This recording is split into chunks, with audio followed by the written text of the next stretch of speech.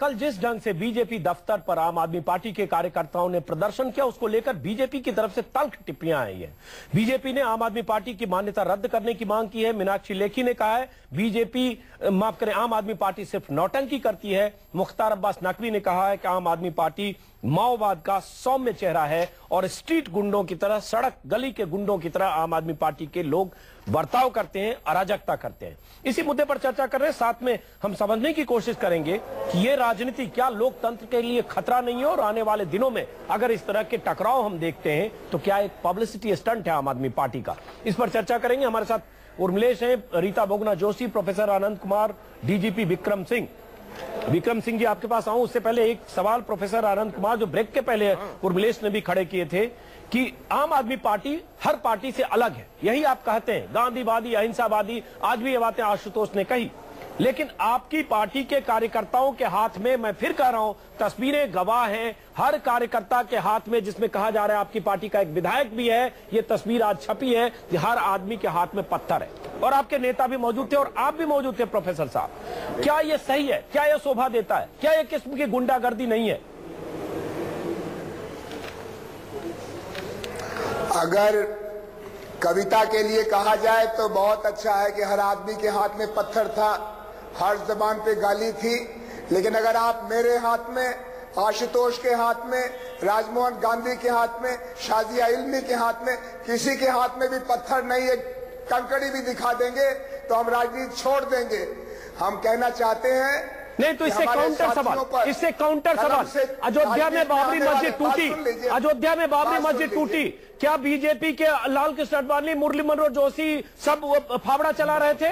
गुजरात में दंगे हुए, क्या मोदी खुद वहां कत्लेआम कर रहे थे? उस आप नेतृत्व करते उस मॉब का, उस उत्पाती भीड़ का, या आपके नेतृत्व में कार्यकर्ता उत्पाती हो जाते हैं तो आप पल्ला नहीं झाड़ सकते सर कि मेरे हाथ में डंडे नहीं थे, शाजिया के हाथ में डंडे नहीं थे, आशुतोष के हाथ में डंडे नहीं थे। प्रोफेसर साहब, आपके कार्यकर्ताओं के हाथ में पत्थर थे और आप उस भीड़ का नेतृत्व कर रहे थे। आप जान लें कि हम लोग वहां बैठे हुए थे, अंदर से पत्थर चलने लगा, उसके बाद दरवाजा खोला पुलिस की साजिश के साथ। ये दिल्ली के लेफ्टिनेंट गवर्नर और भारतीय जनता पार्टी का मिला हमला था और उन लाठियों से इन्होंने हम पर हमला किया। हम बहुत अफसोस से कहना चाहते हैं कि बाबरी मस्जिद और गुजरात के दंगे और कल जो हुआ वो एक ही सिलसिले का हिस्सा है, लेकिन उस सिलसिले का सूत्रधार आम आदमी पार्टी का कार्यकर्ता नहीं था। वो तो अपने सिर से बहते खून को देख करके अचंभे में था। हमारे एक विधायक के हाथ की उंगलियां टूटी हैं, दूसरे नेता के 5 दांत टूटे हैं। और मैं प्रोफेसर साहब, बहुत कम हुआ जिस ढंग से दोनों तरफ से पत्थरबाजी हुई। प्रोफेसर आनंद कुमार, तस्वीरें हम विंडो में दिखा रहे हैं, एक वहां की तस्वीरें, बहुत कम हुआ। हो सकता है इससे बुरी घटना होती, हो सकता है ऐसी कैजुअलिटी होती कि आप लोग और जो वहां मौजूद नेता थे शर्म से चेहरा दिखाने लायक नहीं होते और 302 307 आप पर लगता। और अजीत, में तो बहुत कम हुआ, तो इसकी जिम्मेदारी लेनी चाहिए। और अजीत, मैं एक चीज जोड़ूंगा, आनंद भाई कह रहे थे, मैं बहुत इज्जत करता हूं एक्चुअली आनंद भाई की। मैं फुटेज सारा बहुत सीरियसली और बहुत ध्यान से देख रहा था, क्योंकि मैं एक टीवी चैनल पर उस समय बैठा था, बिल्कुल लाइव दिख रहा था। मैं ये मानता हूं कि आनंद कुमार जी और राजमोहन गांधी वाकई उस भीड़ में, उन्मादी भीड़ में, हिंसक भीड़ में, उस मुद्रा में कतई नहीं थे। वो बिल्कुल पीछे थे और शरीफ की तरह खड़े थे। ये बात सही है, उनको पार्टी ने मोबिलाइज करके वहां बुलाया था। राजमोहन गांधी को मैंने ये भी कहते सुना कि हिंसा नहीं होनी चाहिए, लेकिन उसके बाद भी हुआ। हाँ, लेकिन मुझे लगता है कि पार्टी कैडर होने के नाते, उम्मीदवार होने के नाते इनको मोबिलाइज करके वहां बुलाया गया था। ये लोग हिंसक भीड़ के हिस्सा नहीं थे। लेकिन मुझे कहना पड़ेगा, मैं एक पत्रकार हूं, लेकिन हमारे जो मित्र आशुतोष हैं, उनको मैंने बीजेपी कार्यालय की दीवार पर चढ़कर उत्तेजना की भाषा में बोलते देखा। मैंने उन पर अटैक हुआ है, मैं उसकी निंदा करता हूं, लेकिन सही है कि उनकी भाषा में, उनके हाथ में पत्थर भले न रहे हों, लेकिन उनकी भाषा में पत्थरबाजी थी। उर्मिलेश का जवाब प्रोफेसर साहब से लूंगा, लेकिन नलिन कोहली, और आपके पास आ रहा हूं कैप्टन, माफ करें विक्रम सिंह जी। नलिन कोहली, अभी जो तस्वीरें दिख रही है बीजेपी के परिसर के भीतर की भी तस्वीरें, कुर्सियां फेंकी जा रही है, ईंट पत्थर। आम आदमी पार्टी ने चलिए कम से कम माफी मांगी, शाजिया इल्मी ने गलती मानी, केजरीवाल ने कहा चूक हुई और आगे से नहीं होगी ऐसी चीजें, ये भी शाजिया इल्मी ने कही। बीजेपी कम से कम माफी तो मांगे कि हमारे भी कार्यकर्ता अगर ईंट का जवाब पत्थर से दे रहे थे, हम माफी मांगते हैं। ये तो ये तस्वीरें गवाह है नलिन कोहली उस कैंपस की जहां शायद आप भी मौजूद थे, या नहीं थे तो कम से कम आपके सैकड़ों लोग थे। तस्वीरें हैं नलिन कोहली। इन्होंने डंडा चलाया, कलम चलाने वाले ने डंडा चलाया कल। नलिन कोहली जवाब दीजिए जल्दी, उसके बाद विक्रम सिंह और रीता बहुगुणा जोशी के पास। नलिन कोहली जल्दी। अब मैं आशा करूंगा कि अनंत कुमार जी जब मैं बोलना शुरू तो उत्तेजित होकर मुझे बीच में ना रोके। ऐसा पहली बात तो मैं ये कहूंगा कि प्रश्न ये है कि कोई जबरदस्ती आपके घर में घुस रहा हो, जैसे सोमनाथ भारती या कल आशुतोष और इन सब के कार्यकर्ता, तो आप कहते हैं कि आप अपने घर की हिफाजत मत करिए, पिटिए। कोई महिला के साथ कुछ हो जाए, कोई कार्यकर्ता, हमारे भी बहुत कार्यकर्ता है जिनके सर फटे हैं, आप जो कह रहे हैं उंगलियां टूटी है, एक तो यही पार्टी ऑफिस में इस वक्त भी घूम रहे हैं, इंजेक्शन भी उसके हाथ में दिखती है और प्लस्तर भी। तो इसीलिए ये सब जो है अनंत कुमार जी ज्ञान मत दीजिए। आपने दूसरी बात है, मेरे फोन पे चित्र है जिसमें राजमोहन गांधी जी खड़े हैं बिल्कुल 3 लोगों के पीछे जो पत्थर फेंक रहे हैं पार्टी ऑफिस के अंदर, और आप कहते हैं नहीं जी हम हिंसा नहीं, आपकी पार्टी के कार्यकर्ता भी नलिन कोहली दिख रहे हैं। जबरदस्ती अभी 2 तस्वीरें नलिन कोहली, एक बीजेपी कैंपस के बाहर की तस्वीरें हैं, एक बीजेपी के अंदर की तस्वीरें हैं, और बराबर का मुकाबला है। आप पीछे नहीं थे। एक मिनट जरा रीता बहुगुणा जोशी के पास नहीं जा पाए, लेकिन एक बार पहले हम टिप्पणी लेते हैं, एक बार विक्रम सिंह से। बात पूछ रहे हैं, आपने मुझे पूछा ही नहीं ना। नहीं, थोड़ी ना, लेकिन बाकी लोगों से भी जरा बात करें। नलिन कोहली आ रहा हूं आपके पास, आ रहा हूं नलिन कोहली, जरा भूमिका पुलिस की भी अहम है वहां। माफ करें विक्रम सिंह जी, देर से आ रहा हूं आपके पास। पुलिस की भूमिका भी यहाँ सवालिया घेरे में है, सवालिया निशान पुलिस की भूमिका पर भी है विक्रम सिंह, कि दिल्ली पुलिस वहां देर से पहुंची, पुलिस को सूचना मिली, देर से पहुंची, और आज भी जो धरपकड़ हुई, कहा जा रहा है कि आम आदमी पार्टी के कार्यकर्ताओं को तो हुई, लेकिन बीजेपी परिसर से जो लाठी, माफ करें, पत्थर फेंके जा रहे थे, कुर्सियां फेंके जा रहे थे, उसकी कार्रवाई, उसकी धरपकड़ नहीं हुई। तो क्या पुलिस की भूमिका यहां कैसे देखते हैं विक्रम सिंह जी? अंजुम जी, इस उत्तेजनापूर्ण माहौल में जब धारा 144 सीआरपीसी लगी हुई है तो पुलिस की भूमिका बड़ी महत्वपूर्ण है। सबसे पहले उन्हें अग्रिम अभिसूचना का संकलन करना चाहिए था, जो कदाचित नहीं हुआ। इसके अलावा पुलिस को यह देखना चाहिए आक्रामक पक्ष कौन सा है और पीड़ित पक्ष कौन सा है। हमारा कार्य, पुलिस का कार्य शब्द ज्ञान और वाणी विन्यास नहीं है, बड़ा सीधा है। जो फुटेजेस सामने आई हैं और जो साक्ष्य सामने है, दोनों पक्ष दोषी हैं। आम आदमी पार्टी कार्यकर्ता पथराव करने पे और आक्रमण करने के लिए बीजेपी ने अपने राइट टू सेल्फ डिफेंस यानी आत्मरक्षा के अधिकार को अतिक्रमण करते हुए उस परिमाण में बल प्रयोग किया जो कि अनुचित था और अवांछनीय था। पुलिस की मौजूदगी में इस प्रकार का व्यवहार दंडनीय है। इसलिए दोनों पक्ष के विरुद्ध दिल्ली पुलिस को चाहिए था प्रिवेंटिव अरेस्ट करना, प्रिवेंटिव एक्शन लेना, जो कि नहीं हुआ। इसके अलावा एक बैलेंस्ड एफआईआर और बैलेंस्ड अरेस्ट की जानी चाहिए थी, जो शायद अब तक नहीं हुई है, और इसकी प्रबल संभावना है कि भविष्य में पुनः इस प्रकार की कटुता अगर उत्पन्न होती है तो पुनः एक तनाव की स्थिति उत्पन्न होगी और टकराव हो सकता है। और इसके निराकरण के लिए यह आवश्यक है कि निरोधात्मक कार्रवाई यानी प्रिवेंटिव एक्शन प्रभावी रूप से किया जाए, शरारती तत्वों को चिन्हित कर उनके विरुद्ध वैधानिक कार्रवाई संपादित की जाए। बहुत आम बात विक्रम सिंह आपने कही। रीता बहुगुणा जोशी, माफ करें देर से आपके पास आ रहा हूं। आरोप यह लगा आम आदमी पार्टी की तरफ से कि दिल्ली पुलिस ने एक तरफा कार्रवाई की। दिल्ली पुलिस ने आम आदमी पार्टी के कार्यकर्ताओं को तो पकड़ लिया, हिरासत में लिया, और पूछताछ के लिए आशुतोष शाजिया इल्मी को बुला भी लिया, लेकिन बीजेपी के कार्यकर्ताओं की जो पत्थर चला रहे थे उनकी कार्रवाई, उनके खिलाफ कार्रवाई नहीं हुई, एफआईआर नहीं हुआ। यह आरोप है रीता बहुगुणा जोशी, और दिल्ली पुलिस केंद्र सरकार के अधीन है। देखिए विक्रम सिंह जी ने जो कहा वो मुझे काफी तथ्यपूर्ण लग रहा है। देखिए राजनीतिक दलों के कार्यालयों के सामने प्रदर्शन करना कोई नवीन बात नहीं है। कांग्रेस कार्यालय पे भी बहुत बार भारतीय जनता पार्टी के लोग आ चुके हैं। गेट बंद था, पुलिस लगी थी, पुलिस उनकी रक्षा कर रही थी, उसके बावजूद अंदर से मारपीट करना, पत्थर फेंकना, हिंसा करना, और फुटेज में सबकी सूरतें हैं, फुटेज में सब दिखाई दे रहा है कौन क्या कर रहा है। तो दोनों तरफ से जरूर अरेस्ट होनी चाहिए, दोनों तरफ से जांच करके केसेस लगाए जाने चाहिए थे।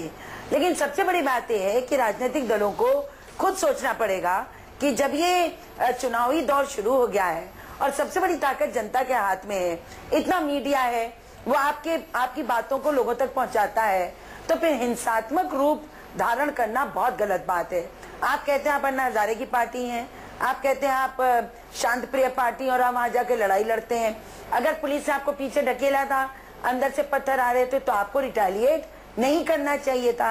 पर जो भी हुआ बहुत ही दुर्भाग्यपूर्ण है। लेकिन जो गुजरात में हुआ और जो लखनऊ में हुआ वो भी बहुत दुर्भाग्यपूर्ण है।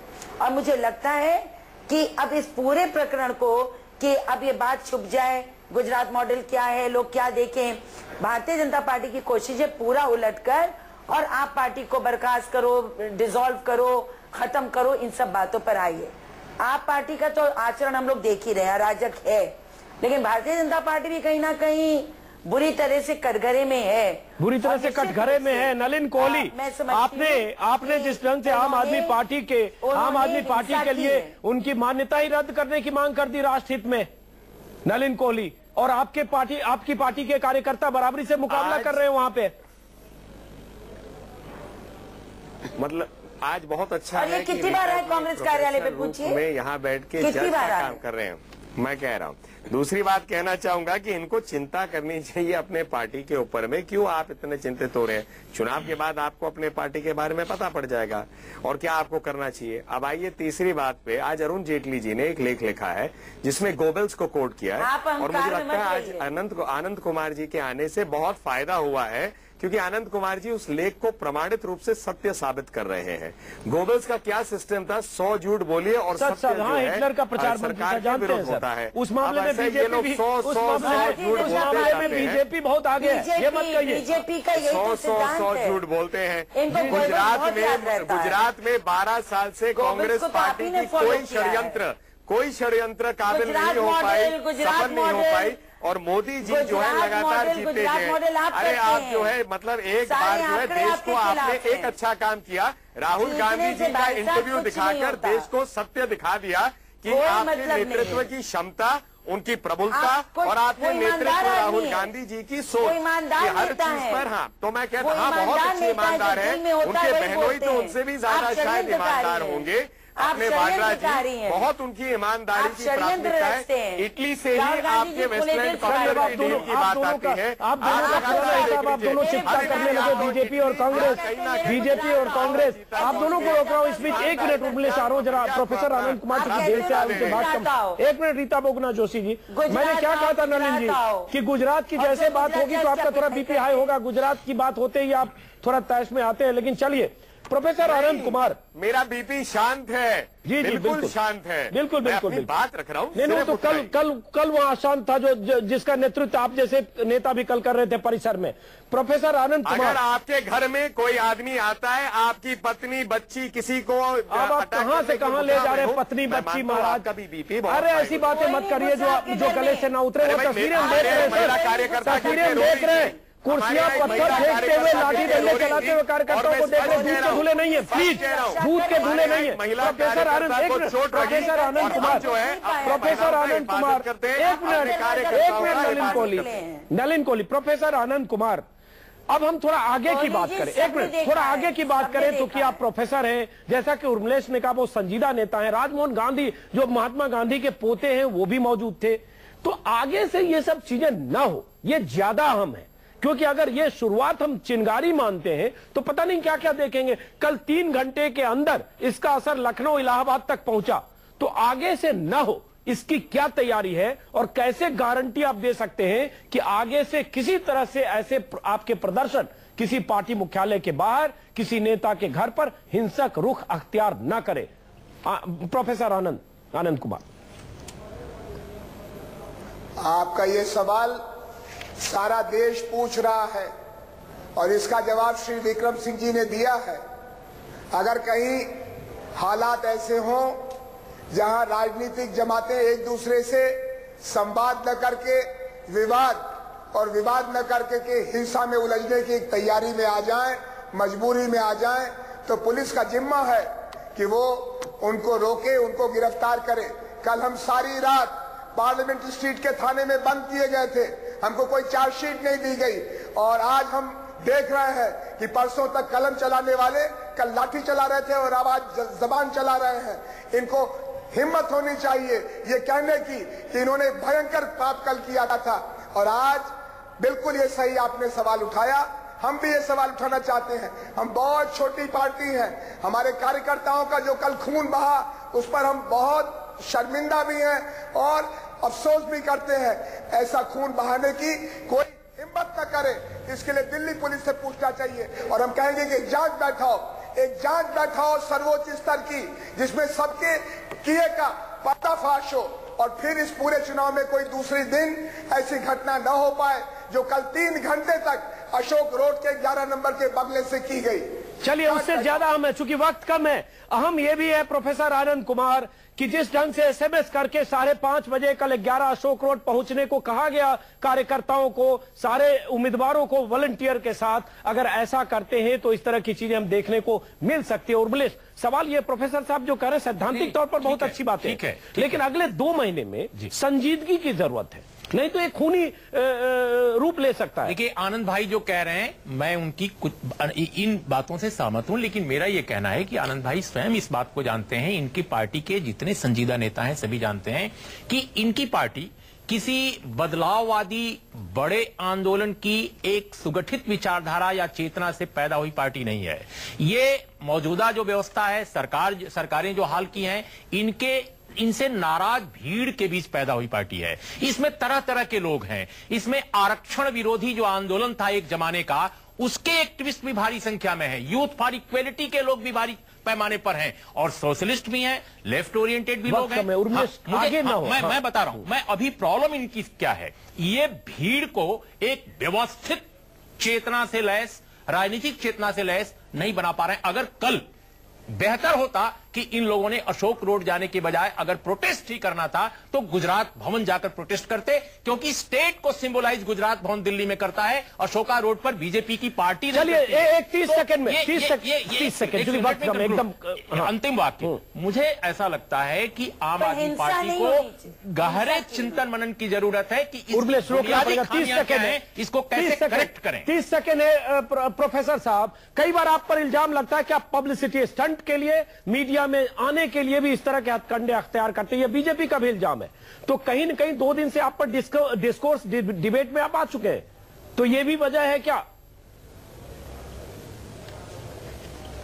नहीं, हम डिबेट में अशोक रोड की घटना से कम आए, अहमदाबाद में जो अरविंद केजरीवाल के साथ हुआ उससे ज्यादा है। लेकिन वापस आइए उर्मिलेश जी और उनके सुझाव पर, ये बिल्कुल ठीक सुझाव है और हम इसका आइंदा ख्याल रखेंगे। लेकिन हम फिर वापस आते हैं अपने निवेदन पर। दिल्ली के उपराज्यपाल, कृपया जांच बैठाओ, भारत के गृह मंत्री जांच बैठाओ। आप एक गैर कानूनी हुकूमत चला रहे हो और उसमें बीजेपी को आप बढ़ावा दे रहे हो। चलिए प्रोफेसर साहब, नलिन कोहली माफी चाहूंगा, आप कुछ कहना चाह रहे, रीता बहुगुणा जोशी माफी चाहूंगा, ब्रेक हमारी मजबूरी है, माफी चाहूंगा, वक्त कम है। आप सभी मेहमानों का बहुत बहुत शुक्रिया।